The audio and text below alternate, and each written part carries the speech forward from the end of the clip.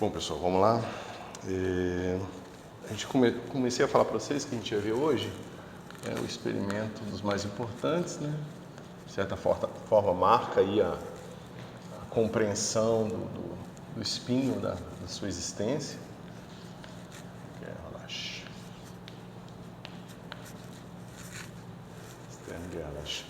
E aquele experimento que é baseado no seguinte fato, né? Que você pode calcular a força que uma espira com uma corrente passando por um campo magnético sofre, né?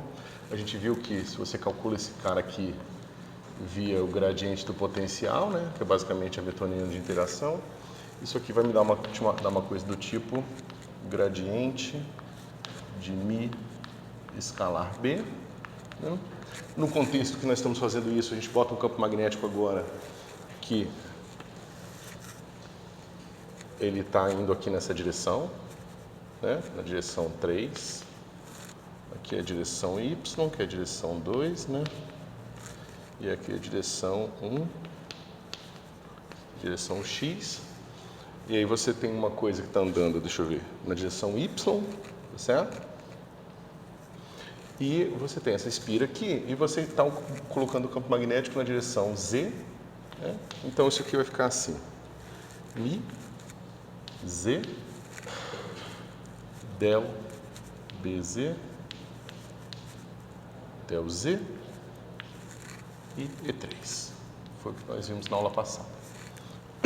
Tá certo? Ou seja, aqui a força que nós temos é uma força que vai atuar nessa direção aqui, certo?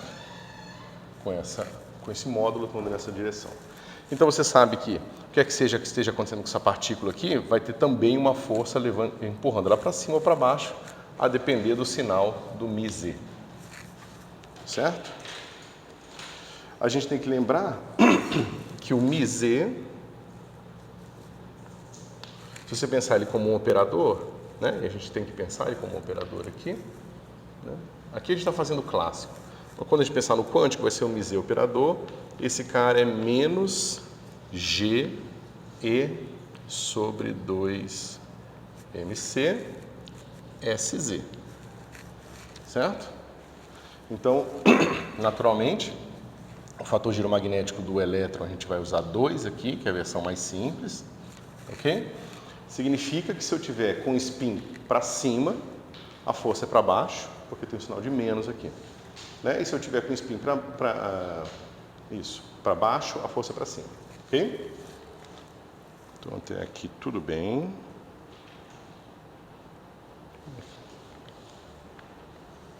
Que engraçado. A força menos, vai ter o menos daqui, só embora. Então, se esse cara for positivo...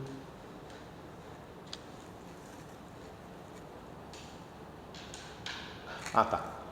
E para a gente fazer uma coisa mais, como é que se diz, intuitiva, a gente vai fazer a seguinte escolha.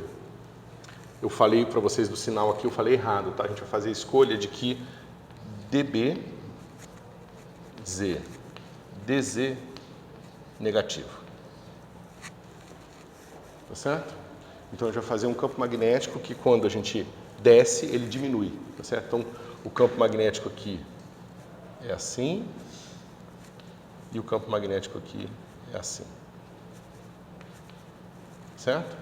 Você bota aqui um Z1 e um Z2. Certo? Então o campo magnético aqui é menor, o campo magnético aqui é maior, então a derivada dele é o contrário, né? Espera um pouquinho. dBdz. Então quando Z aumenta, B diminui, é o contrário.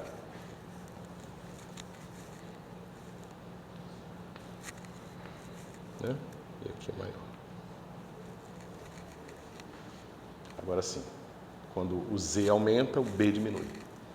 Ok, por que a gente quer isso? Porque a gente quer contrabalancear esse sinal aqui só para ter uma coisa mais intuitiva, ou seja, agora, como esse cara tem um sinal negativo, esse menos daqui corta com esse menos daqui, tá certo? Ou seja, a gente pode escrever assim só para simplicidade, vai ficar assim, menos, aí o menos aqui eu já vou absorver, vai ficar assim, GE sobre 2MC, aqui a gente quantizou, botar um Q aqui, Aqui eu botar SZ chapéu, esse menos foi embora, porque agora aqui aparece DZ, tá certo? E3.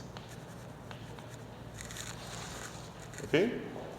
Então a gente tem agora uma força, de tal forma que se o spin for para cima, a força é para cima, se o spin for para baixo, a força é para baixo. Certo?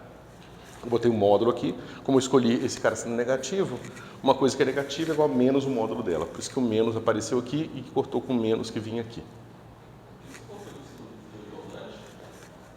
Só para dizer que isso aqui é a versão quantizada dessa quantidade aqui. Certo?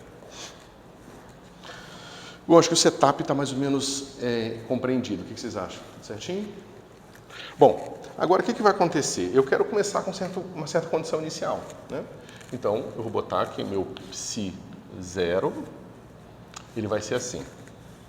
Eu vou ter um psi do centro de massa centrado em y, tá certo? E aqui é um x de massa vezes o 1, 0, 0,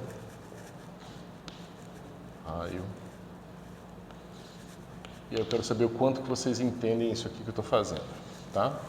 Então veja, a gente tem que entender que a gente está lidando agora com uma... Nesse caso aqui, o experimento é com um átomo, tá certo?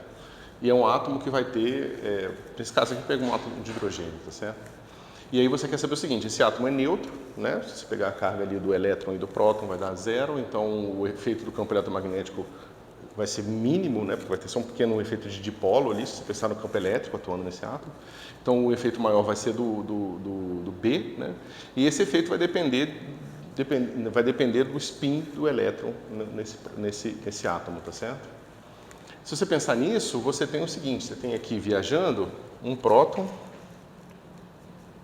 e um elétron, né? E um P mais aqui.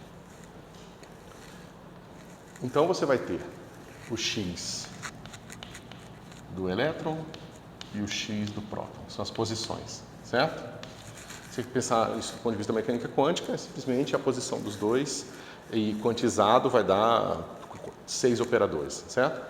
Só que a gente já viu que a gente pode fazer isso de uma forma diferente, né? A gente viu lá atrás que a gente pode escrever um psi de xz e xp como um psi, agora um psi qualquer, né? Do x do centro de massa, né? A gente fez essa continha explicitamente para o caso de duas partículas, né? E um x de deslocamento. Esse x aqui, o que eu estou chamando de R ali, deixa eu botar R aqui, é o vetor que aponta do próton para o elétron, tá certo? E é isso aqui, a gente sempre pode fazer essa escolha de coordenadas e quantizar aqui, certo? Qual a vantagem de quantizar aqui? Quando a gente quantizar aqui, a newtoniana para essa parte aqui vai ser a newtoniana do átomo de hidrogênio. E no caso da newtoniana do átomo de hidrogênio, você vai ter soluções dessa forma aqui, onde esse cara aqui, né, implicitamente, é N, L e N, certo? Então, o átomo está aqui no estado fundamental, certo? Beleza. Esse cara aqui, a gente viu também que é uma parte da função de onda que vai satisfazer a equação de Schrödinger para a partícula livre, certo? Coisa que também nós já estudamos. Até aqui tudo bem, pessoal?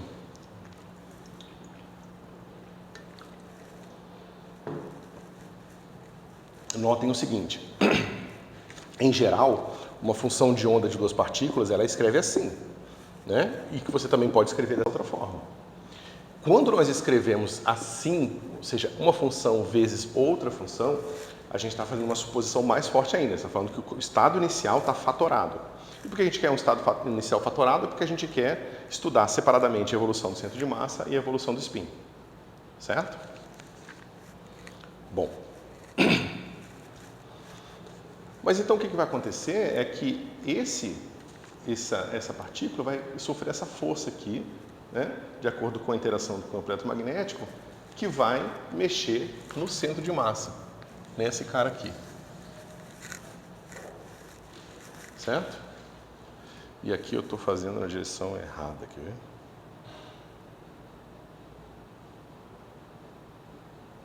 Isso, não, está certinho. E aí, o centro de massa vai ter uma distribuição de probabilidade. Deixa eu apagar esse negócio aqui, que ficou feio de qualquer forma. Vai ter uma distribuição de probabilidade que vai estar aqui assim, ó. Tá certo? Centrada num certo Y1. 1 aqui. Tá certo? Isso aqui é a distribuição de probabilidade, é o P do centro de massa inicial. Tá certo? E você pode dizer que essa partícula ela também tem uma distribuição de probabilidade em Z. Tá certo? Você pode dizer que ela tem um pacote de onda assim. Ok? Você pode fazer um pacote de onda também em X para ficar tudo direitinho. Né? Ou seja, aqui, se você quiser escrever isso aqui explicitamente, o seu psi do centro de massa, como função de x do centro de massa, deixa eu botar maiúsculo. Isso aqui ia ser uma coisa assim, ó, exponencial de menos x menos x1 ao quadrado sobre 2. Botar um pacotinho isotrópico, né? Então, botar um sigma quadrado aqui, tudo igual. Vezes, aqui tem que ser sobre 4, né? E aqui eu vou botar o proporcional, porque a gente não precisa do fator de normalização, menos y1 ao quadrado sobre 2, sobre 4 sigma ao quadrado. Acho que não precisa, deixa eu fazer uma versão mais compacta aqui. Menos y1 ao quadrado sobre 4 sigma ao quadrado menos z menos z1 ao quadrado sobre 4 sigma ao quadrado. Tá certo, pessoal? A menos de um fator de normalização, que vai ser basicamente raiz do normal, né? Que é 2π sigma ao cubo. Deixa eu ver se está certo. Isso. Né? Então, deixa eu fazer assim. Todo mundo entende esse pacote aqui inicial?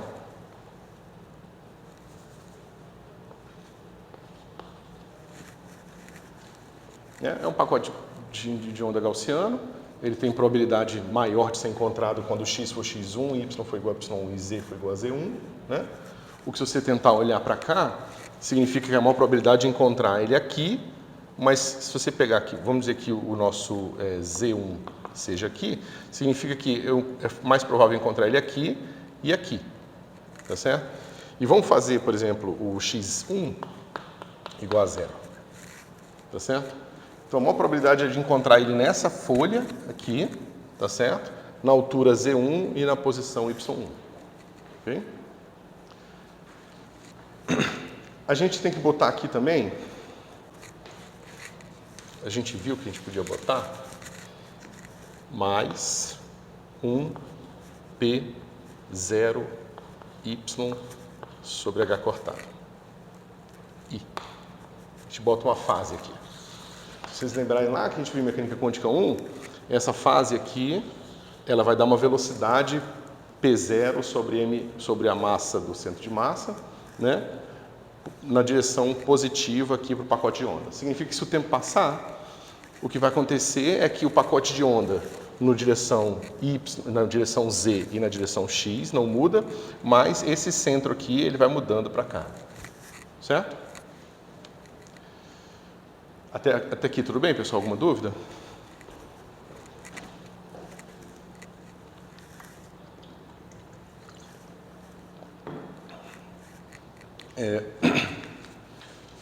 A parte Z aqui nós não vamos resolver explicitamente porque dá bastante trabalho, mas imagino que não seja difícil vocês entenderem que se eu tenho uma força na direção positiva do E3, esse centro de massa aqui vai ser deslocado para cima. Desculpa, a posição média do centro de massa vai ser deslocada para cima. E se eu tiver a força para baixo, a posição média do centro de massa é deslocada para baixo. Certo? A gente poderia fazer algumas aproximações aqui para fazer essa conta. A gente poderia escolher que essa derivada aqui é constante, por exemplo. aí não fica muito difícil você resolver o problema de uma partícula livre não, né? Uma partícula com uma força constante, tá?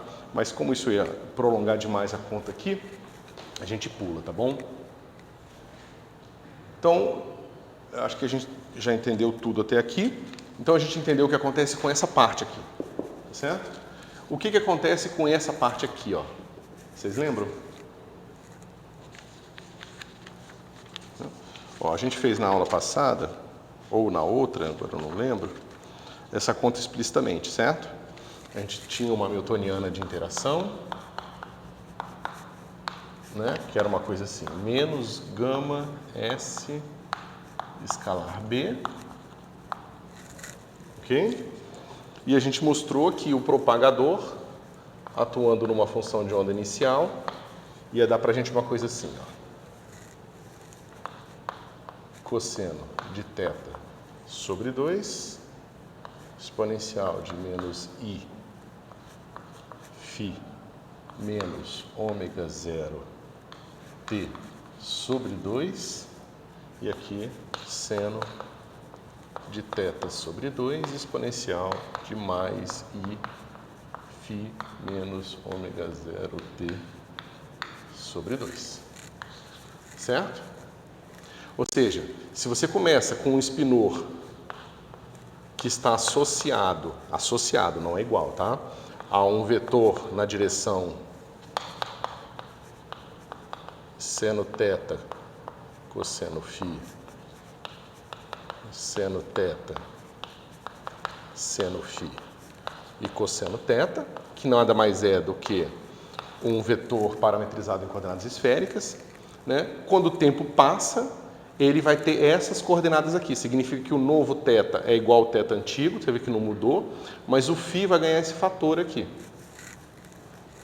Ok? Mas isso é um espinor qualquer. Você vê que esse pedaço do espinor aqui, ó, não muda quando o tempo passa.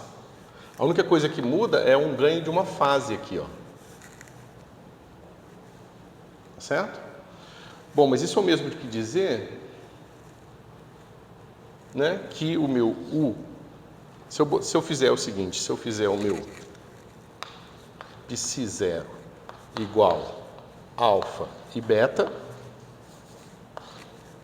quando o tempo passar, ou seja, o propagador vezes psi0 vai ser igual a alfa exponencial de I ômega 0t sobre 2 e beta exponencial de I ômega 0t sobre 2.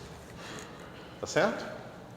Ou seja, qualquer que fosse, lembra que, né, a interpretação, alfa ao quadrado é a probabilidade de encontrar a partícula com spin para cima.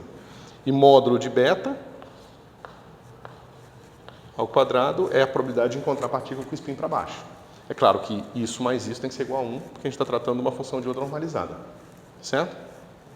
Bom, quando a gente faz essa propagação aqui com esse campo magnético, vocês estão vendo que vai acontecer o seguinte.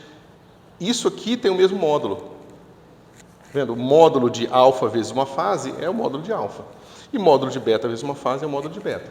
Significa que a probabilidade de encontrar ele para cima ou para baixo não muda. Só essa fase que vai mudar aqui. Certo? Então, essa evolução aqui, o que é muito natural, a gente podia esperar isso, né? O campo magnético está na direção B e o spin da partícula também... o campo magnético está na direção E3 e o spin da partícula também está na direção E3, ou seja, para cima ou para baixo. Então, é natural que não tenha nenhuma interação acontecendo ali, tá certo? O que vai facilitar vocês acreditarem no que eu vou falar agora, porque essa conta aqui a gente fez para um B constante, tá certo? Fazer essa conta aqui para um B não constante, as coisas ficam um pouco mais complicadas, certo? Não ficam muito mais complicadas, mas um pouco mais complicadas, ok? Mas, de qualquer forma, o efeito aqui, em vez de simplesmente ser uma fase constante, seria uma coisa associada a uma integral desse B aqui, ao longo da trajetória da partícula, tá certo? Mas, de qualquer forma, é só uma fase, certo? Por mais que seja um pouco mais complicado, a mudança que vai ser aqui, a fase vai mudar de uma forma mais complicada, dependendo do tempo, certo? Mas irrelevante, como eu falei para vocês, a probabilidade de eu encontrar para cima ou para baixo vai depender de alfa e de beta. Tá certo? Bom, deixa eu ver onde é que eu escrevo isso aqui agora. Então, o que é... Eu vou deixar esse negócio aqui por causa do desenho.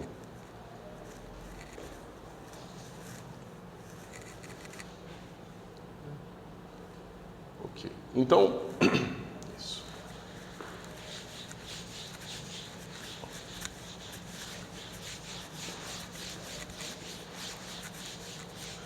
Então, se eu começar com essa condição inicial aqui, o que vai acontecer é que a minha partícula vai subir. Ou seja, quando o tempo passar, a probabilidade de encontrar ela vai ficar com a moda, né, com o máximo, cada vez mais para a direita. Então, essa partícula vai se deslocar para cá, tá certo? A hora que a probabilidade de encontrar ela aqui, digamos que eu tenho um anteparo, né, a hora que esse Y chega aqui no Y do anteparo, existe uma probabilidade de colapso. É claro que ela pode colapsar na hora que o pacote de onda chegar aqui, ou aqui, ou aqui. Em algum momento vai colapsar, tá certo? Então, ele vai colapsar aqui. E, se a força for para cima, eu vou encontrar ela com uma certa probabilidade aqui. E, se a força for para baixo, ela vai ser encontrada aqui. Tá certo? Mas eu não sei se a força é para cima ou para baixo, né? Quer dizer, se o estado for esse aqui, eu sei que a força é para cima e eu só espero encontrar ela subindo, certo? Mas, se eu tivesse começado assim, seria o contrário. Eu esperaria só encontrar ela para baixo, certo? Porém, eu posso começar assim. Alfa e beta. Tá certo? Agora eu posso usar a linearidade da mecânica quântica e isso aqui é igual à mesma função de onda. Isso aqui é igual a YCM, centrado aqui,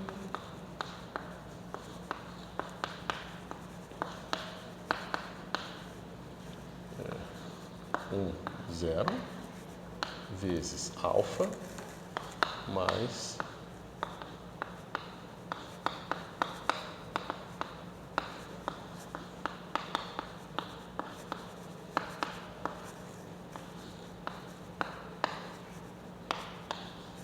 beta. Certo?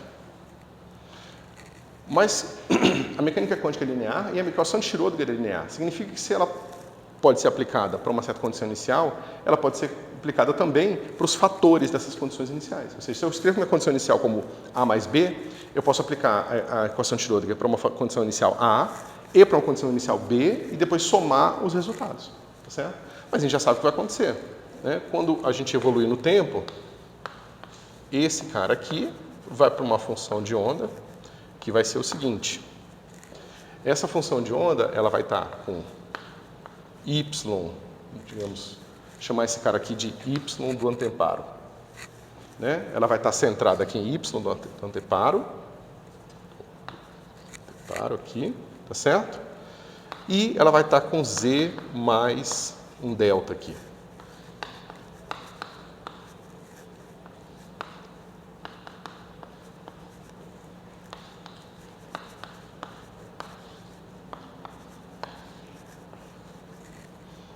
Mais o y do anteparo, só que agora é z menos o delta, porque aqui o efeito sobre essa condição inicial é diferente do efeito sobre essa condição inicial aqui, tá certo? Porque a gente sabe que esse cara aqui vai ter a força para baixo, então esse pacote de onda vai ser deslocado para baixo, então ele vai ser centrado em z menos delta. Aqui é o z1, né? Isso.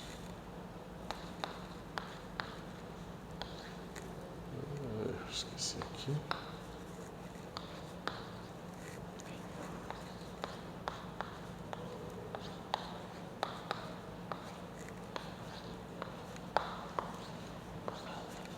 Certo? Eu poderia também considerar um efeito perturbativo sobre esse cara aqui, também vai ter um pequeno efeito lá, mas eu acho que a gente não ganha nada. Não vai ter muita vantagem para mexer com isso não. Tá certo? Ou seja,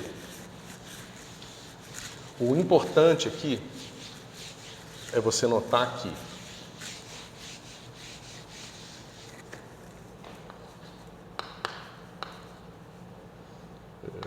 o ômega de t aqui, certo?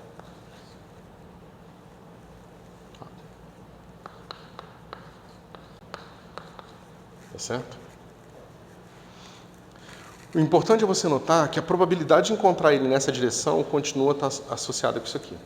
Se eu integrar, né? Se eu integrar nas posições aqui, a probabilidade de eu encontrar ele para cima continua sendo o módulo de alfa. E a probabilidade de eu encontrar ele com o spin para baixo continua sendo esse aqui. Só que essa também vai ser a probabilidade de eu encontrar ele deslocado para cima e também vai ser a probabilidade de eu encontrar o mesmo pacote deslocado para baixo. Tá certo? Então, agora você pode ir lá no experimento, pegar o seu lançador de elétrons, de átomos de hidrogênio, aqui não é exatamente átomo de hidrogênio, basta ser um átomo com um elétron lá no fim, não pareado contra elétron, né? E aí você testa isso aqui, certo? Você vai colocar lá e você vai encontrar o quê? Que você tem que ser o lançador, tem toda a parte da mecânica quântica, né? Porque você pode perguntar, bom, mas... Desculpa. Quando eu lancei minha partícula assim, ela foi para cima ou para baixo? Essa partícula aqui. Né? É a mesma resposta da fenda dupla. Ela foi para cima e para baixo. Certo? Ela foi para cima e para baixo. Ela não foi só para cima ou só para baixo. Ela continua estando numa superposição de pacotes de ondas aqui diferentes. Certo? Aquele mesmo pacote de onda gaussiano, ele vai se dividir em dois pacotes de onda gaussianos. Tá certo? Um com centro em Z mais delta, outro com centro em Z menos delta, tá certo? Então, uma partícula vai ficar agora com probabilidade disjuntas até, dependendo da diferença desse delta, esses dois pacotes podem até ter uma superposição tão pequenininha que você pode considerar que eles estão disjuntos. Então, essa partícula que era uma bolinha de probabilidade aqui, vira duas bolinhas de probabilidade, uma para cima e outra para baixo. Claro que a soma dessa probabilidade com essa probabilidade dá 1, não 2, tá certo? Não viram duas partículas, viram uma partícula só. Só que uma partícula está andando nas duas direções ao mesmo tempo, ou, dependendo de como você quiser interpretar a mecânica quântica, vocês podem pensar em muitos mundos ou qualquer coisa do tipo, tá certo? Eu não aconselho, mas é uma possibilidade.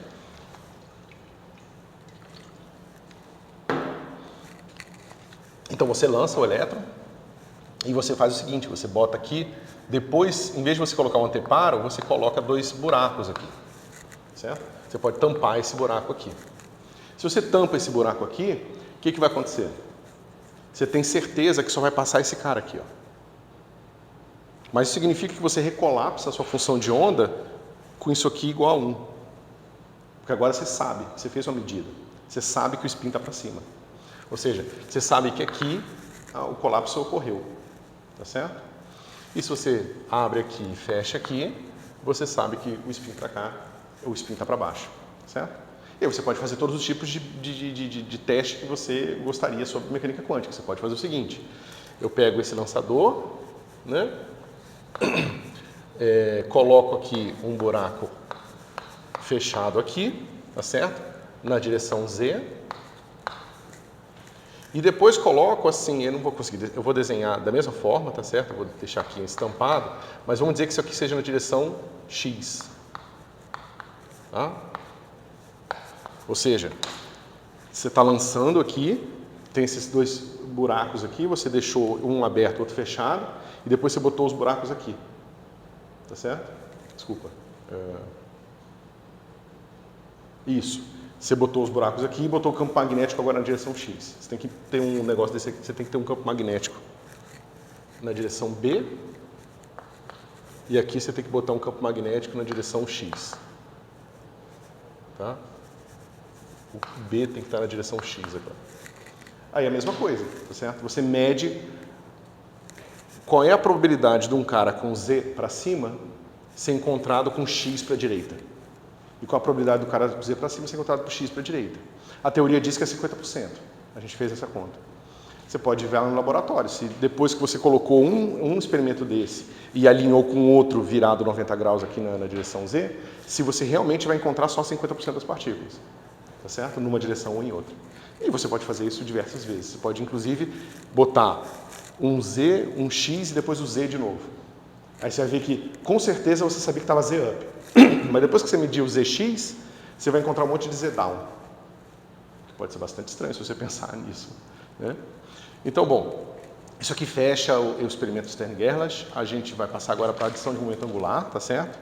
Essa aqui é a parte, assim, o experimento crucial para fundação do spin, digamos assim, tá certo? Alguma dúvida, pessoal?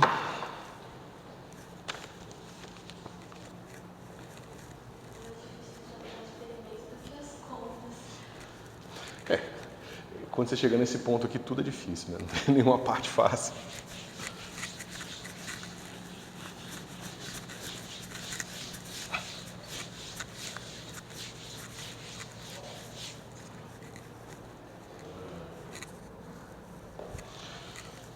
Então vamos começar aqui com adição.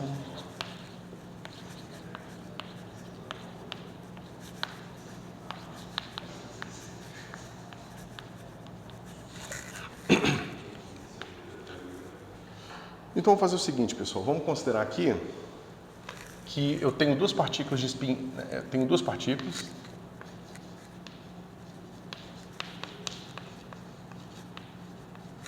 Por enquanto eu não vou especificar se são a mesma partícula, se não são, se os estados são simétricos ou antssimétricos. Eu estou simplesmente querendo combinar o spin dessas duas partículas, tá? Então eu sei que para duas partículas, né, eu tenho dois operadores de spin, eu tenho o S da partícula 1 e tenho o S da partícula 2. E como a gente convenciona normalmente, a gente pode formar os estados dessa partícula aqui com a base do S2 da partícula 1 e SZ da partícula 1 e o S2 da partícula 2, não confundir esse 2 com esse 2, e o SZ da partícula 2. Ok? Desse estado aqui eu tiro S1, M1, e desse aqui eu tiro S2, M2. Tá certo? E como nós já discutimos bastante, o estado quântico que representa o conjunto das duas partículas é o produto tensorial. Então eu tenho aqui S1, M1,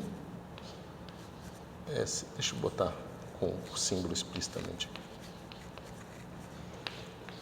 aqui. S2, M2. Ok?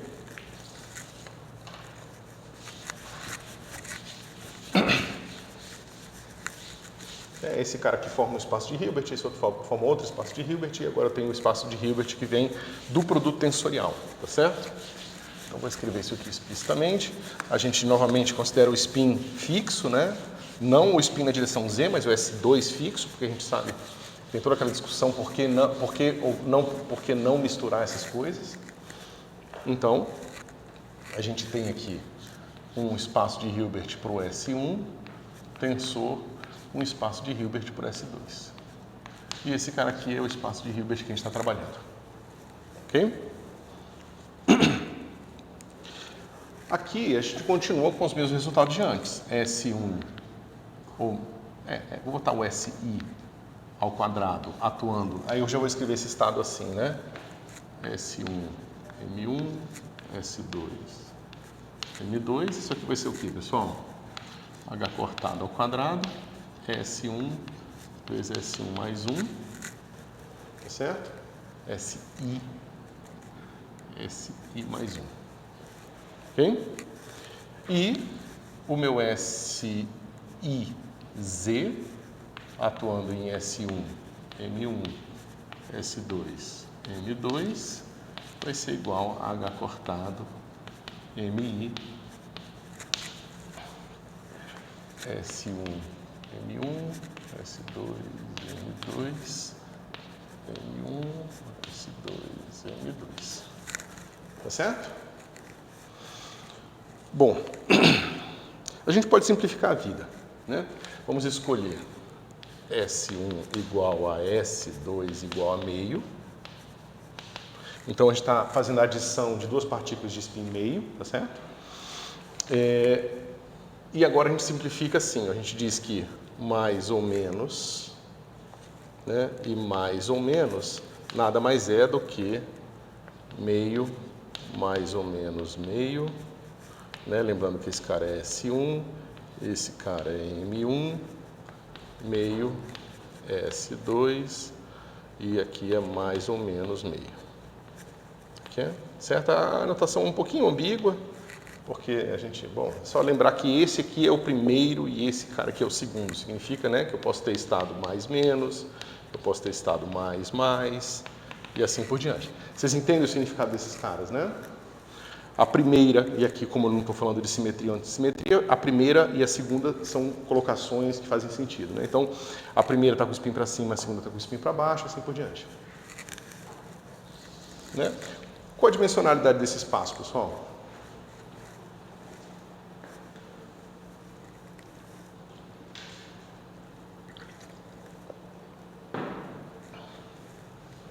Quantas dimensões tem? Cada um desses tem duas, né? Agora, o espaço, o produto tensorial, dá quanto? 4. Né? Você pode ter mais, menos, menos, mais. São 4 possibilidades. Né? 2 vezes 2. Então, veja, isso aqui já é engraçado, porque a gente sabe que a dimensão do espaço está associada ao spin daquele espaço. Então, se você pensar nisso como um espaço único, um espaço assim, partícula composta, espaço da partícula composta, você vê que não pode ser um negócio tridimensional, então não é spin 1, mas também não pode ser uma coisa de spin 0, porque só tem um grau de liberdade. Né? Você tem uma coisa que talvez seja uma mistura dos dois. É o que a gente vai ver agora, certo? Bom, para a gente ver isso, a gente tem que lembrar que esses operadores individuais, eles podem ser interessantes quando você tem uma maneira de medir os indivíduos. Ou seja, se o seu experimento percebe S1 separadamente de S2, isso faz sentido. Aquela maneira de escrever os estados faz sentido. Agora, digamos que eu tenho meus medidores, eles só vão conseguir medir o spin total do sistema. Tá certo? Ou seja, todas as minhas interações com esse sistema são feitas a partir da soma dos momentos angulares, de tudo que está no sistema. Certo? Ou seja, do momento angular final ali. Então, se eu estou sensível somente a esse operador aqui, ó, então talvez eu precise de uma base diferente. Certo? Como é que a gente faz isso? Né? A gente tem esse cara aqui, e desse a gente tem o S quadrado. Desculpa. Tá? Então, quando eu não tiver índice aqui, eu estou tratando da soma, tá certo?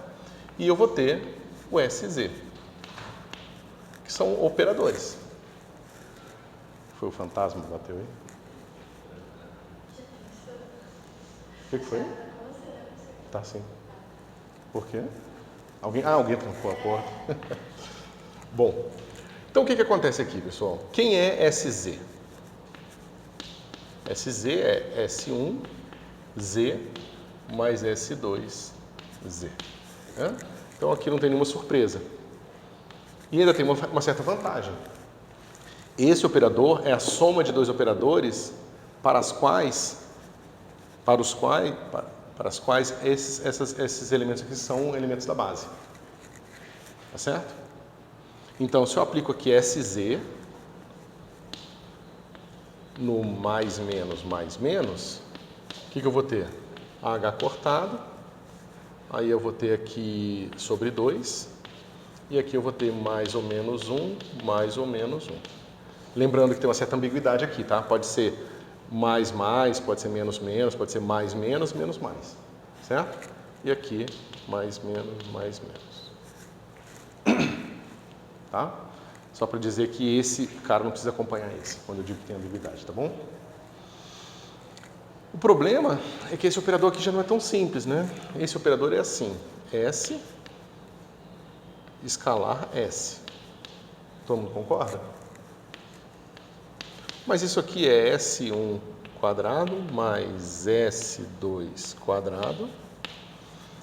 S1 comuta com S2. A gente sabe que o spin de uma partícula ele é observável que pode ser simultaneamente determinado ao spin da primeira partícula. Então aqui não importa muito a ordem, mas eu tenho S1 escalar S2. E eu tenho um fator de 2 aqui. Todo mundo consegue ver isso, né?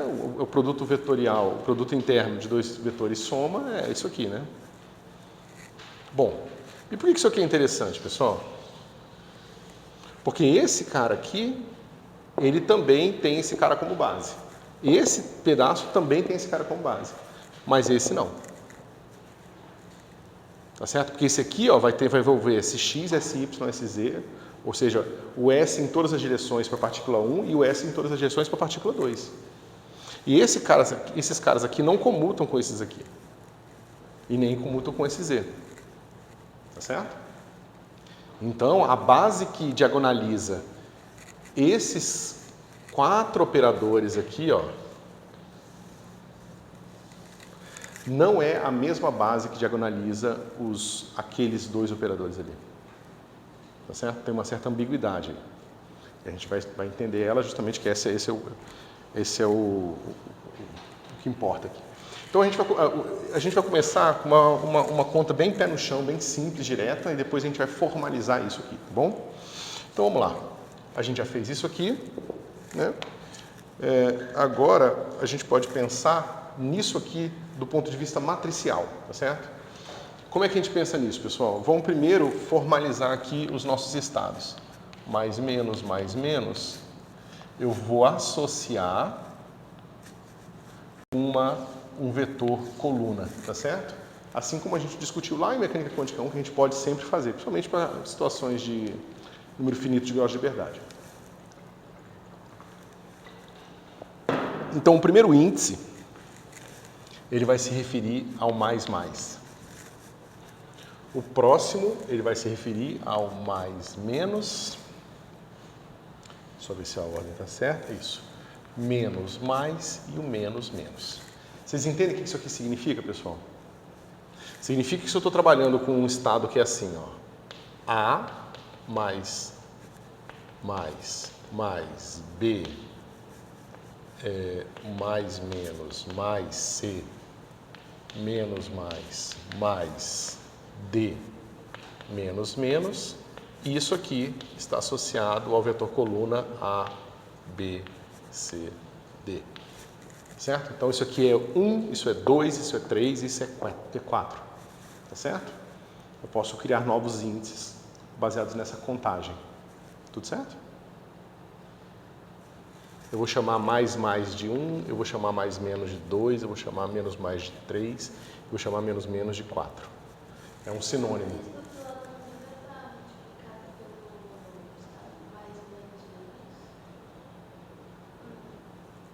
Não, isso aqui, lembra, esse cara aqui é a notação de Dirac genérica para o vetor.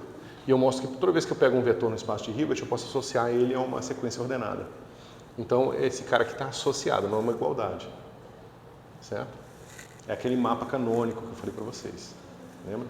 Mas de baixo...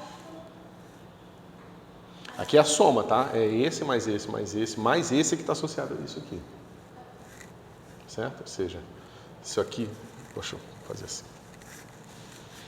Eu posso chamar esse cara aqui do meu estado aqui. E o meu estado aqui está associado, né, a essa base canônica aqui. Certo? Bom, como que fica o meu operador SZ agora, nessa base canônica que eu introduzi aí? Veja, SZ vai estar associado, né, na base canônica com H cortado. O que acontece quando o SZ atua no mais? Vai dar mais 1, 2 sobre 2, vai dar só H cortado vezes o mais. O que acontece quando atua no menos? Vai dar menos 1 sobre 2, menos 1. Vai dar menos H cortado, menos. Então, o alto valor do mais é H cortado, do menos é menos H cortado, e quando for mais menos e menos mais é zero. Certo? Então, vai ficar assim. É 1, 0, 0, 0, 0, tá certo? Aqui vai ser um zero especial, para vocês lembrarem.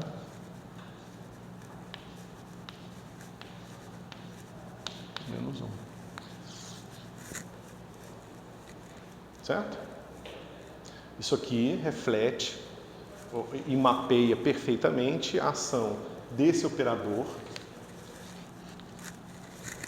Esse operador atuando nesses estados tem o mesmo efeito daquela matriz atuando nessas matrizes aqui. Certo?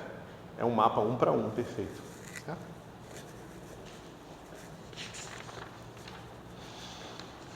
Mas você vê que isso aqui é totalmente degenerado aqui, ó. Esse subespaço é o subespaço de vetores todos com alto valor igual a zero. E não tem nenhuma maneira de eu escolher qual a melhor direção dentro desse espaço olhando só para esse operador aqui, certo? Por sorte, a gente tem o operador S quadrado para a gente tentar quebrar essa brincadeira, certo? Então, vamos lá.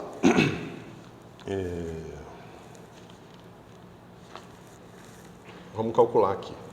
S quadrado vai ser igual a S1 quadrado mais S2 quadrado mais 2 vezes S1, S2. Certo? Como é que fica isso aqui, pessoal? Esse eu não preciso mexer, e aí eu vou ficar assim. S1 quadrado mais S2 quadrado mais 2 vezes S1x, S2x mais S1y, S2y mais S1z, S2z. Esse pedaço aqui, atuando na base que eu comecei, é fácil. Esse cara é fácil. Esse é fácil. Esse é fácil. Agora aqui eu vou ter problema. Não é tão simples calcular isso aqui. Certo?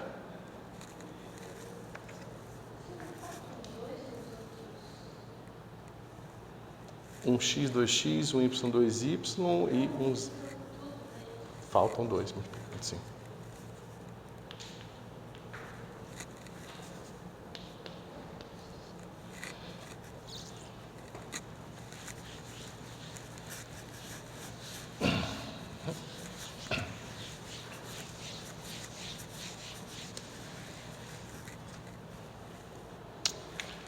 Bom, vamos lá. S1x, S2x vai ser igual ao que, pessoal? Eu vou ter aqui h cortado sobre 2 ao quadrado e eu vou ter o sigma x atuando no primeiro espaço, tensor sigma x atuando no segundo espaço. Tá certo? Como é que isso funciona? Né? É só lembrar. Sigma x é igual a 0,110, né? Só que eu tenho duas versões dele. Eu tenho a versão do sigma x que vai atuar no primeiro espaço e o sigma x que vai atuar no segundo espaço, certo? Então, como é que vai ficar? Sigma x 1, sigma x 2 atuando, deixa eu ver como é que é a melhor maneira de eu fazer isso aqui, atuando em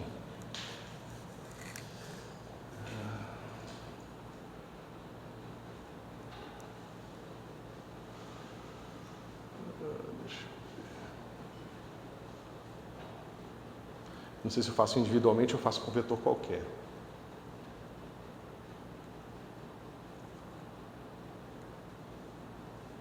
Me diz se isso vai confundir vocês. Se não confundir, eu faço assim, tá?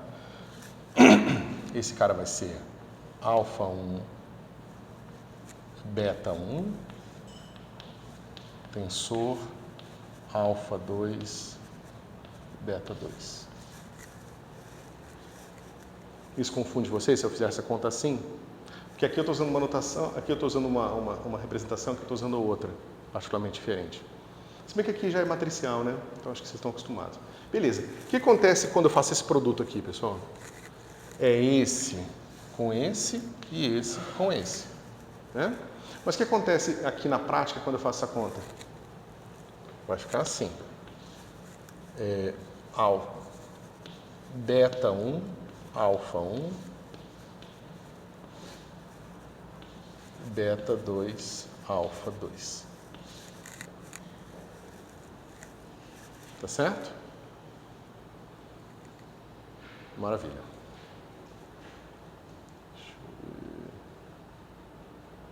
Ok. Agora, o que acontece se eu fizer agora o meu sigma y1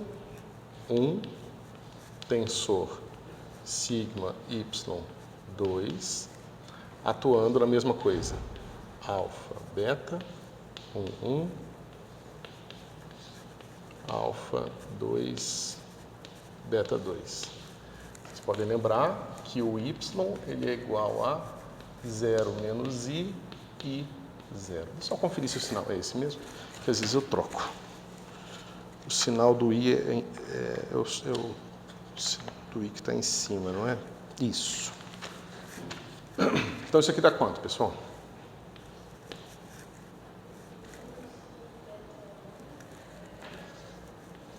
Menos i beta 2 i beta 1, certo? Menos... Ô, caceta, o que eu fiz aqui?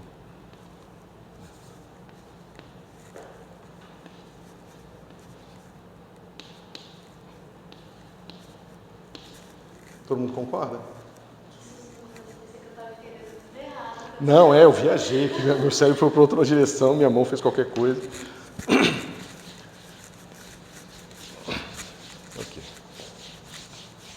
Agora vamos traduzir isso aqui no efeito sobre a base que a gente está trabalhando, certo? Cadê? Deixa eu pegar. Como que a gente escreve alfa 1, beta 1, tensor, alfa 2, beta 2?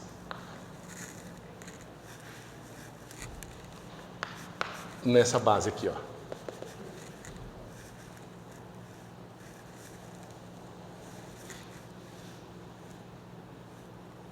Alguém sabe?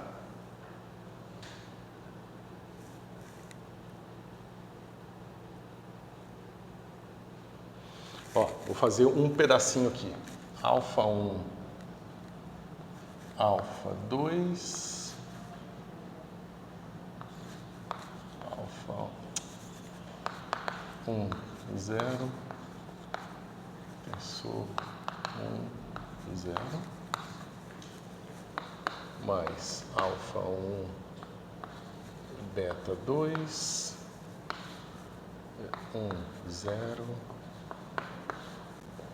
0, 1, mais beta 1, alfa 2, aqui é 0, 1, 0, mais beta 2, beta 1, beta 2, 0, 1, 0, 1. Certo? Mas isso aqui, pessoal, é menos tensor menos. Esse cara aqui é menos tensor mais. Esse cara aqui é mais tensor menos. E esse cara aqui é mais tensor mais. Certo? Álgebra linear, pura e simples. Bem, na verdade, simples, mas num contexto complicado, por causa da interpretação das coisas, né? Bom.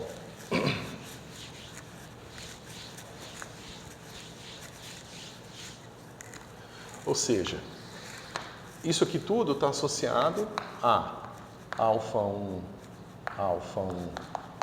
mais, beta 1 alfa 2, deixa eu ver como eu fiz. Eu fiz alfa 1, beta 2. Tá? Alfa 1, beta 2 mais menos, mais beta 1, alfa 2 menos mais beta 1, beta 2 menos.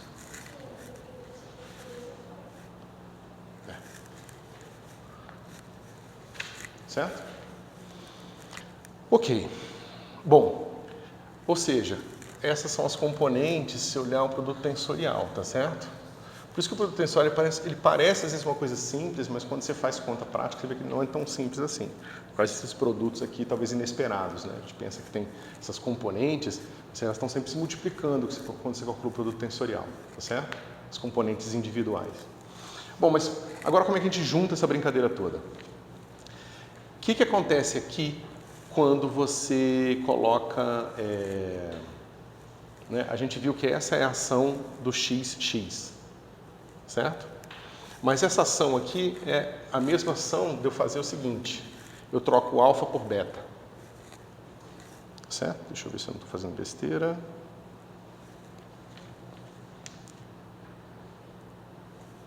Só um segundo.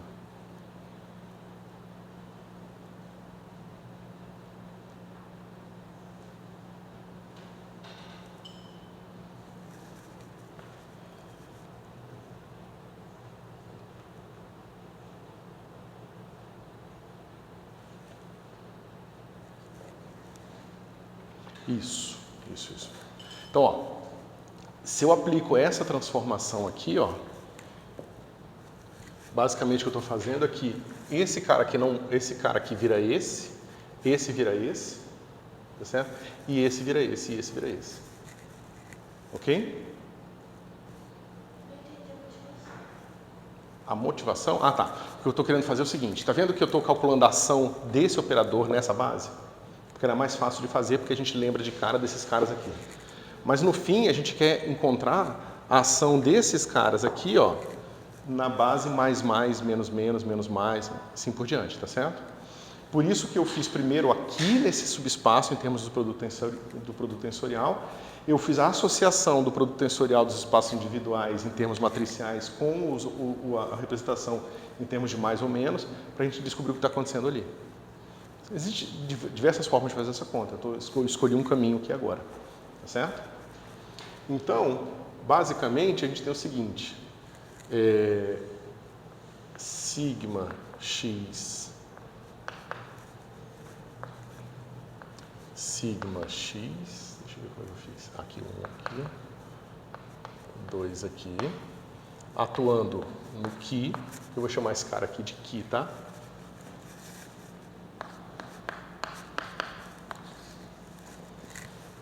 Ok. Vai ficar como? Vai ficar beta 1, beta 2, mais, beta 2, alfa 1, mais menos, não. Beta 1, alfa 2, mais esse cara aqui, alfa 1, beta 2, menos mais alfa 1, alfa 2, menos. Certo? Então esse aqui é o primeiro pedaço que a gente precisa. Mas por sorte esses caras não estão sozinhos, né? Não tem só o sigma x. A gente também tem o sigma y. E o sigma y é similar, só que ele tem um fator, tem um sinal diferente, né? Então, vamos lá. Sigma y1, sigma y2, atuando no que, vai ficar como? Veja, aqui eu vou ter o sinal de menos, tá certo? Porque vai ser menos i com menos i. Então, se menos i ao quadrado, dá menos 1. Esse cara também vai ter um sinal de menos, tá certo? Mas aqui vai ter... Isso, aqui vai ter sinal de mais e aqui vai ter sinal de mais. Tá certo? Então, como é que vai ficar? Isso aqui vai ficar menos beta 1, beta 2, mais. Deixa eu ver se estou fazendo direitinho. Isso. Mais... deixa eu copiar aí, ó, beta 1, alfa 2, né? Beta 1, alfa 2, mais menos, mais alfa 1, beta 2, alfa 1, beta 2 menos mais, e menos alfa 1, alfa 2 menos menos. Certo? Oi?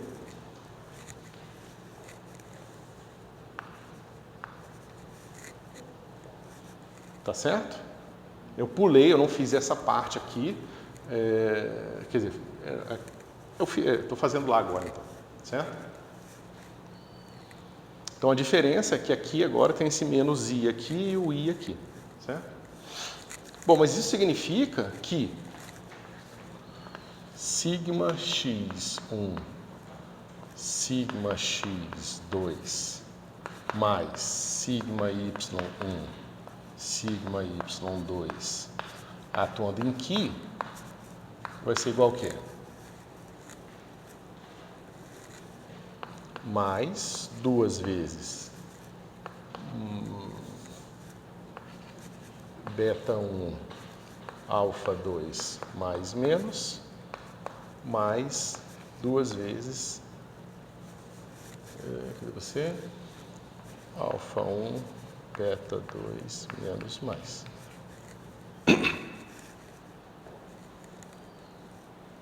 Tá certo?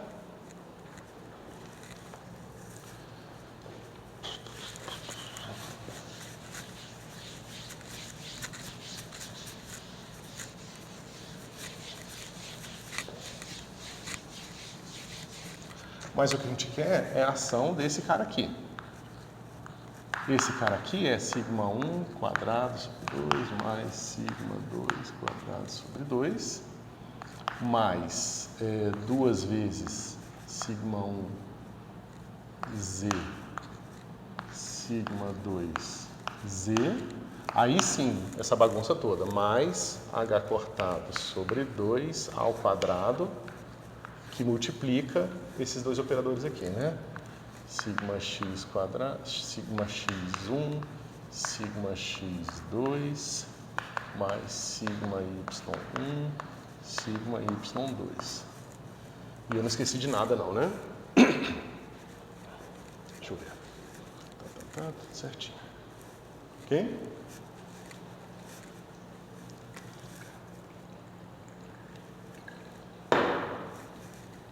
E aí, pessoal? Como é que fica essa brincadeira toda? Eu posso pegar aqui, ó, S1 quadrado atuando em mais, menos, vai ser igual ao quê? É sempre a mesma coisa, né? H cortado ao quadrado meio vezes meio mais 1. Lembra, a gente está sempre trabalhando com S1 fixo e S2 fixo, né? Ou seja, o spin da partícula não está mudando, não pode ser diferente. Então, o spin é sempre meio, então o S quadrado do primeira partícula é sempre, né, H cortado ao quadrado, J vezes J mais 1. Certo? No caso aqui, o J é o S. Certo? E a mesma coisa aqui. S2 ao quadrado, atuando em mais ou menos, em mais, menos, é também isso aqui. Né? Vai ficar 3 meios, 3 quartos. Né? Isso aqui é H cortado ao quadrado vezes 3 quartos. Ah, faltou o estado.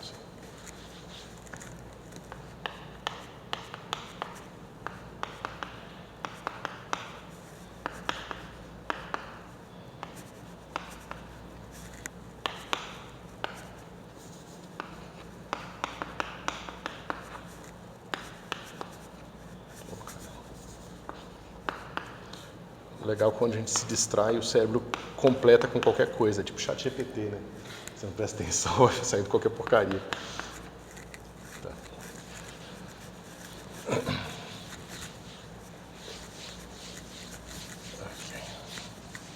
E o que acontece com aquele cara ali? Esse aqui também é fácil, né? Esse aqui, o S1Z, S2Z, aqui no mais ou menos, esse cara vai ser h cortado ao quadrado. Aí eu vou ter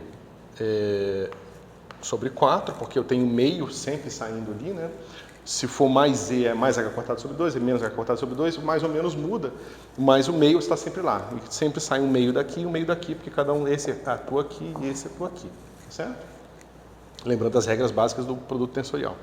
Isso. E aqui eu vou ter mais ou menos 1 vezes mais ou menos 1. E aqui, claro, mais ou menos. Rapaz, tinha esquecido que esse negócio era complicado.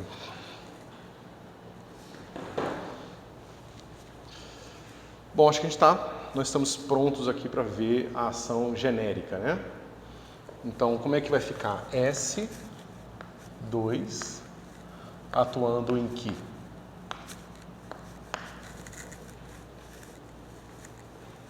Primeiro a gente sabe disso aqui, né? A gente sabe que esse cara aqui não muda nada no estado, esse cara aqui não muda nada no estado, tá certo? Então eles vão simplesmente dar uma soma e dar a mesma coisa, né? Então eu vou ter aqui h cortado ao quadrado, 3 meios e o que aqui, certo? Mais h cortado, esse agora vai ficar diferente, certo? Deixa eu ver se está fazendo tudo direitinho, tá? Então isso aqui não muda, mais. Agora vamos calcular todos eles, né? Então a gente já sabe que esse com esse, no que dá isso aqui, tá certo? Então eu tenho esse fator aqui, basta eu juntar com o que está faltando, que é esse fator aqui, e lembrar que tem um termo de h cortado sobre 4 aqui e lá, tá certo? Então vamos fazer aqui.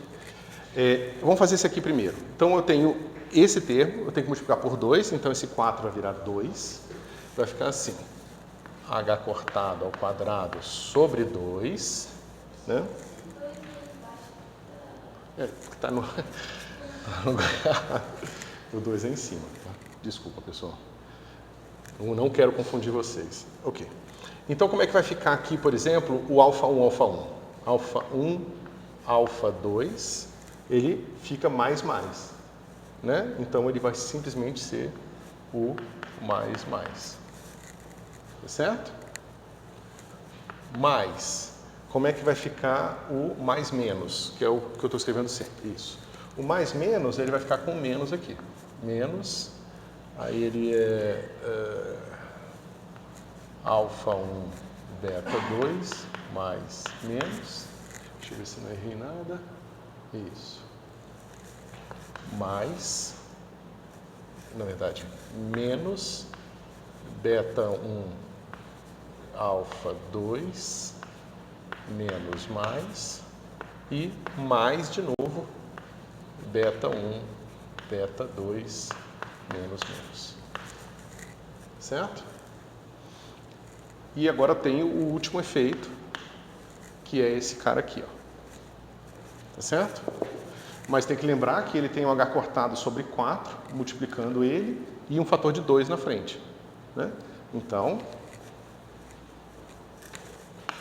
mais h cortado sobre 2, porque h cortado sobre 4, isso, e eu tenho que fazer o que aqui? Aqui é mais fácil, né? Vai ficar assim, 2 vezes beta 1, alfa 2,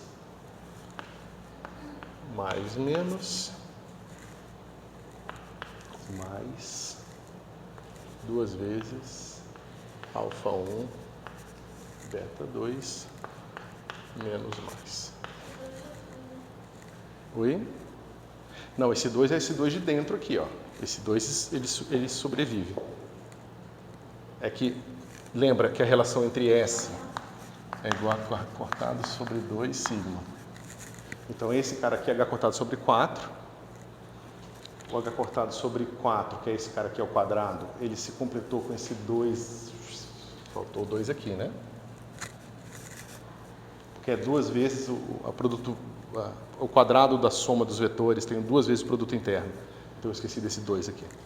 Esse 2 aqui é o que veio para cá, e esse 2 aqui você pode cortar. Mas como todo mundo tem esse mesmo fator de 2 aqui, a gente deixa quietinho.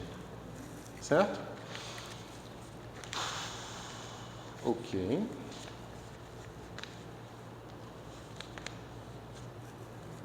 Deixa eu ver agora aqui como é que eu...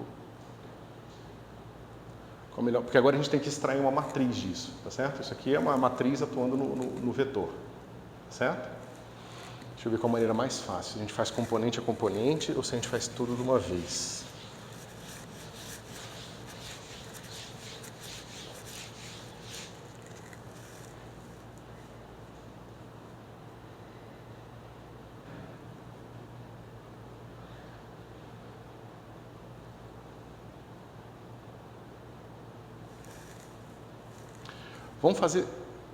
Vamos juntar essa soma numa coisa só, porque eu acho que vai ficar mais fácil. Então isso aqui, pessoal, vai ficar assim, ó. Eu vou pegar esse h cortado sobre 2, que ele é comum para todo mundo, e vou botar aqui. H cortado ao quadrado sobre 2. Esse cara, ele vai ter um alfa 1, alfa 2, mais.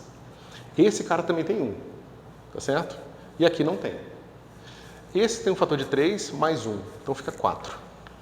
4, alfa 1, alfa 2, mais. Certo? A gente pode já simplificar a nossa vida e já tirar do caminho esse cara aqui também, porque esse cara tem a mesma coisa, né? Tem um 3, esse cara tem mais 1, né? Botando todo mundo aqui, fica mais 4, beta 1, beta 2, menos. Certo? Mais. Agora vamos ver como é que vai ficar aqui, tá certo? Deixa eu ver. Engraçado o sinal. Por que esse sinal tá... De onde que vem esse sinal aqui mesmo? Ah, tá certo, daqui.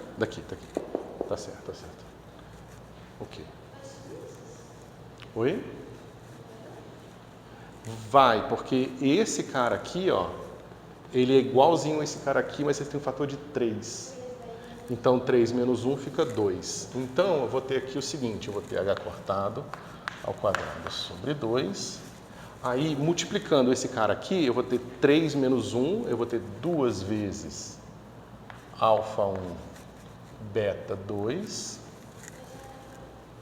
E aqui eu tenho mais 2 vezes beta 1, alfa 2, mais menos. Por que 4? Isso, mas o de baixo, aqui eu tenho alfa 1, beta 2. Aqui eu tenho beta 1, alfa 2. Por isso que é alfa 1, beta 2, beta 1, alfa 2. Mas esse aqui é o mais menos, que combina com mais menos. E esse é o menos mais, que combina com menos mais. Certo? Mais, aí eu vou ter a mesma coisa, 2 vezes, porque é o 3 menos 1, eu vou ter beta 1, alfa 2, mais 2 vezes beta, isso, alfa 1, beta 2, e tudo isso menos mais.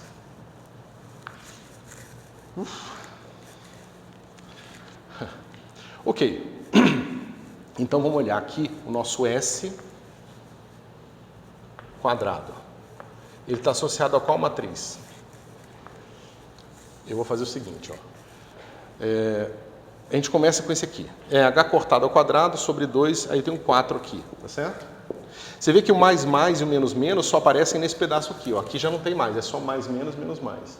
Então eu sei o que vai acontecer aqui com essa parte da matriz. Tá certo?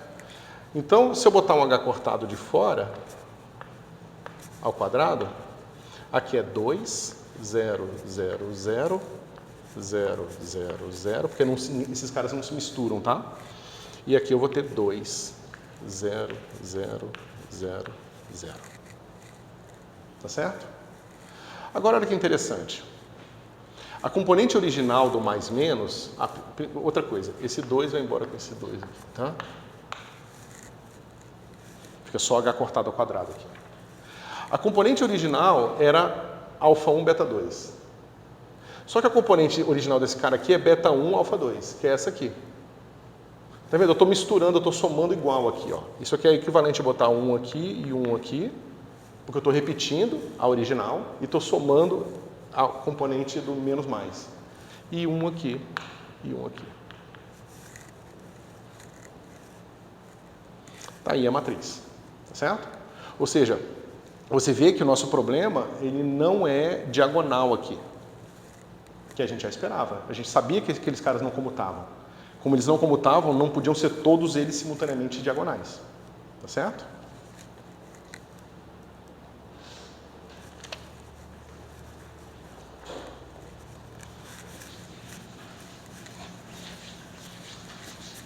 O que a gente pode fazer então?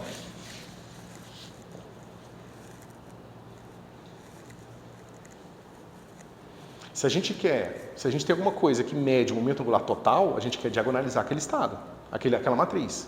Porque diagonalizando aquela matriz, a gente vai encontrar os estados que vão ser autoestados do momento angular total do sistema.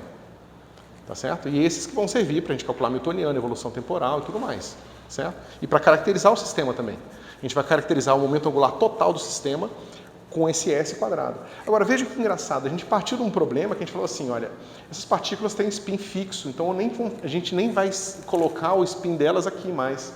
Porque aqui deveria vir, né, o S1 como meio e o S2 como meio, e depois o estado do SZ do 1 e o SZ do 2. Então seriam 4 números aqui. Só que como eles são implícitos, a gente simplesmente omitiu eles. Mas agora a gente acabou de encontrar que o momento angular total do sistema não é mais autovetor disso aqui. Desculpa, não tem mais esses objetos como autovetores. Tá certo? Significa que o momento angular total, ele talvez tenha valores diferentes. Então você combina duas partículas de spin meio, isso vai te dar uma partícula combinada com um spin que não necessariamente é um número fixo. Ele pode ter várias possibilidades para esse spin da partícula composta. Tá certo? Ou seja, basicamente o que eu estou dizendo aqui é que um átomo de hidrogênio, vista como uma partícula só, como uma partícula composta, ela não vai ter mais um spin bem determinado. Assim como o elétron tem. O elétron tem um spin determinado, sempre é meio, acabou, não tem conversa. Uma partícula composta, ela talvez tenha spins diferentes. Tá certo? E como é que a gente diagonaliza essa matriz, pessoal? Vocês já estão acostumados a diagonalizar a matriz assim, de olho? Né? Como é que se diagonaliza uma matriz assim? Quais são os estados aqui? Ó? Alfa, beta, isso aqui é lambda, alfa, beta. Certo? Qual é a brincadeira que a gente faz aqui? Joga esse cara para cá, tira o determinante, então vai ficar 1 menos lambda ao quadrado menos 1 igual a 0. Né? Vocês viram o que eu fiz aqui, né? Eu joguei esse cara para a esquerda, aí o lambda apareceu negativo na diagonal, o determinante é isso vezes esse menos esse vezes esse, então fica 1 menos lambda ao quadrado menos 1 igual a 0. Eu quero que o determinante seja 0, para isso aqui tem uma solução. Então isso aqui vai ficar lambda ao quadrado menos 2 lambda mais 1 menos 1 igual a 0, certo? Ou seja, lambda que multiplica lambda menos 2 igual a 0. Então eu tenho dois autovetores, naturalmente a gente sabia que ia encontrar os dois autovetores aqui, porque é um sistema bidimensional. Um vai ter lambda igual a 0 e o outro lambda igual a 2. Então você vê que tá com cara de que uma coisa vai ter um spin 0 aqui, né? Mas vamos lá.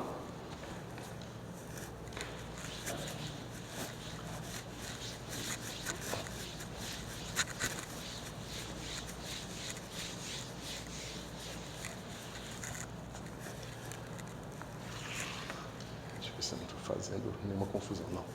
Então quando a gente for fazer com o 0, vai ficar assim, ó. 1, alfa, beta igual a 0, mas isso aqui implica que alfa mais beta alfa mais beta igual a zero. Certo? Bom, alfa igual a menos beta. Menos beta. Certo? É a solução aqui.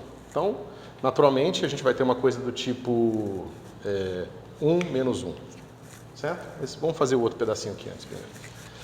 O próximo é igual a 2. Quando eu fizer 2 aqui, eu posso jogar para o lado de lá. Tá certo? Vai ficar menos menos aqui. Vai ficar assim, ó. Menos 1, 1, 1, menos 1 em alfa beta, que vai me levar no quê? Vai me levar em menos alfa mais beta, alfa menos beta igual a 0, 0, certo? Ou seja, alfa igual a beta. Ok? Bom, pessoal, então, vamos lá. Vamos olhar para essa matriz aqui. Todo mundo concorda que 1, 0, 0, 0, né? Vou botar aqui S2. S2 e 1, 0, 0 vai dar 2 vezes H cortado ao quadrado, 1, 0, 0, 0. Certo? Então, o 1, 0, 0, 0 é autovetor. Certo?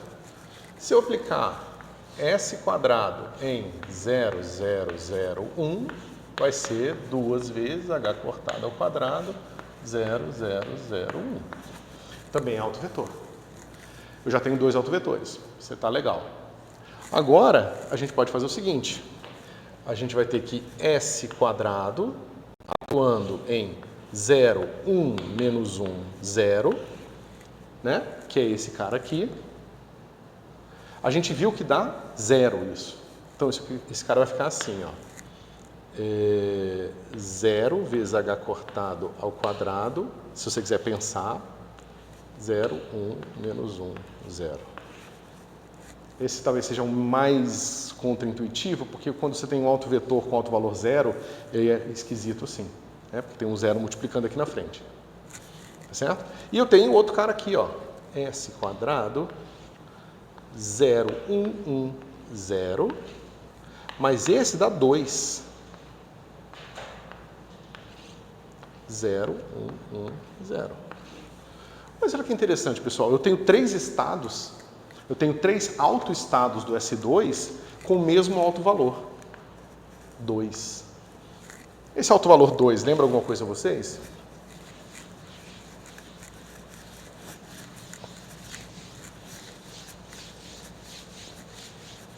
Não?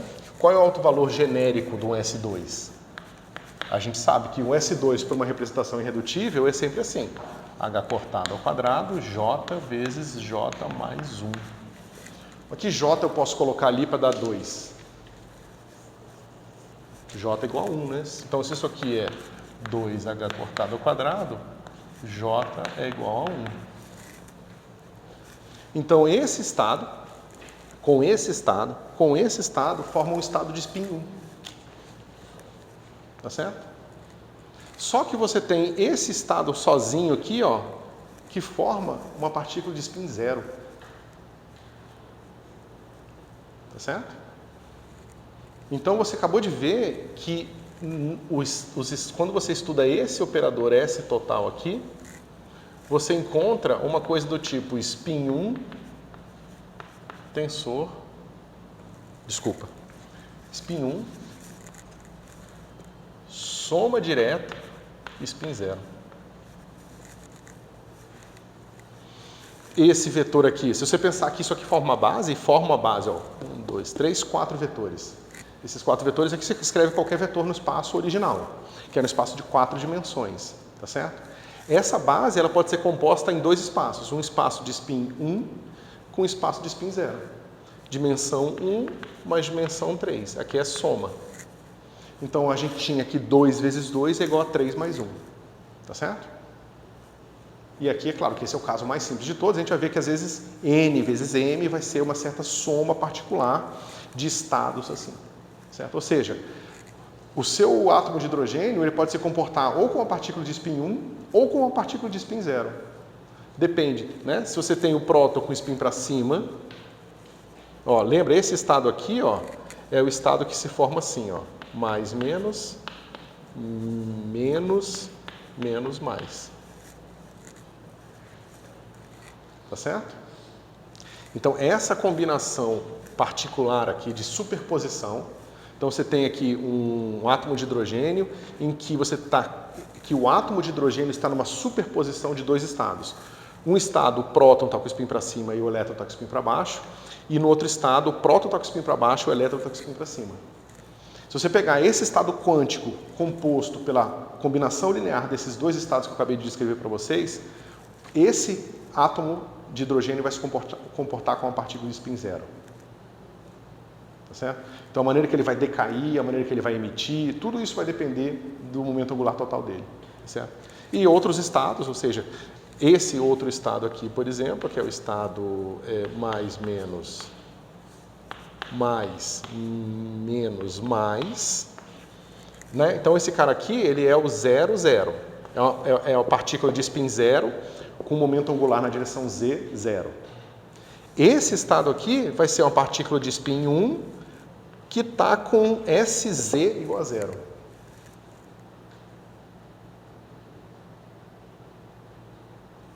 Tá certo? São duas coisas diferentes. Então, você vê, você pode não ter momento angular na direção z, porque simplesmente não tem momento angular nenhum total, né? Não tem nenhum momento angular de spin no seu sistema. Mas pode ser também o caso de você não ter momento angular na direção z, porque a sua partícula é de spin 1, mas por acaso ela está alinhada no plano XY. E aí o momento angular na direção z é 0. Certo? Então essas duas coisas podem acontecer aqui. Ok? E o que a gente vai fazer agora? Eu fiz aqui a maneira mais ingênua e direta de fazer essa conta, tá certo? A gente simplesmente saiu fazendo todas as contas e brincando com todos os espaços vetoriais, com o produto tensorial e tudo mais. Agora a gente vai formalizar isso. A gente vai fazer essa conta de uma maneira que vocês possam estender isso para qualquer sistema. Ah, eu tenho 5 partículas, cada uma com spin, isso vai me dar uma partícula composta de que tipo? Entendeu? Ok, então a gente vai partir para essa parte mais formal. Deixa eu ver como é que estamos aqui. Estamos com pouco tempo.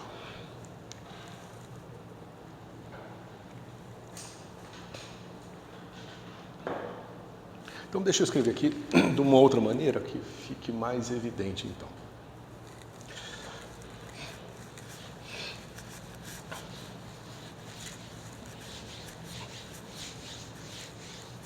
Então, ó,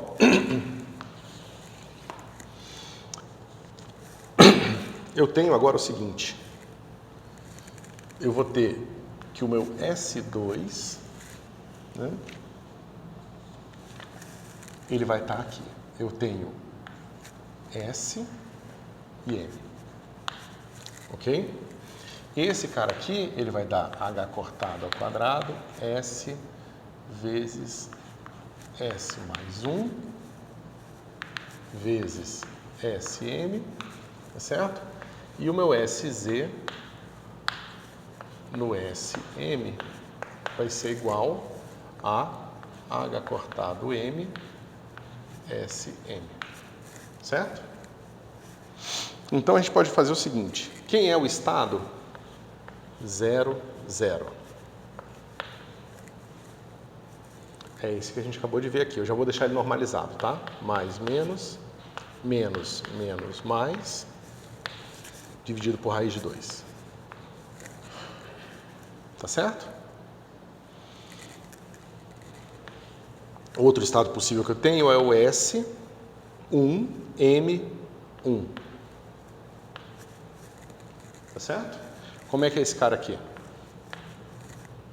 Ele vai ser o estado mais, mais. Né? Lembra que quando eu atuar aqui o meu SZ é a soma, é SZ do 1 mais o SZ do 2. Então, quando eu somo meio mais meio dá 1, por isso que eu tenho aqui o H cortado. Não tem nada não. Certo? E o estado 1 menos 1, que é quando o M está menos 1, que significa que o spin está para baixo, o spin da partícula composta. Esse aqui é o estado menos, menos. Então você vê que fisicamente é bastante palatável. O estado da partícula composta com spin 1 para cima é o estado em que tanto o próton quanto o elétron estão com spin para cima.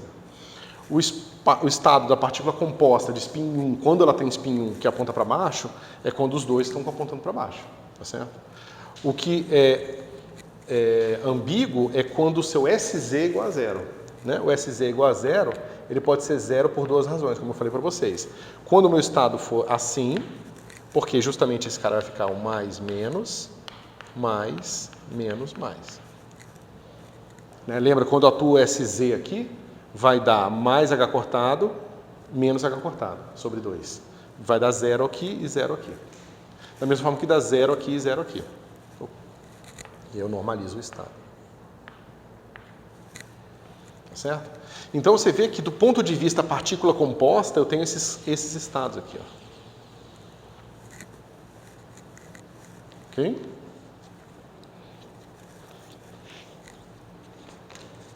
Deixa eu ver se não está faltando nada.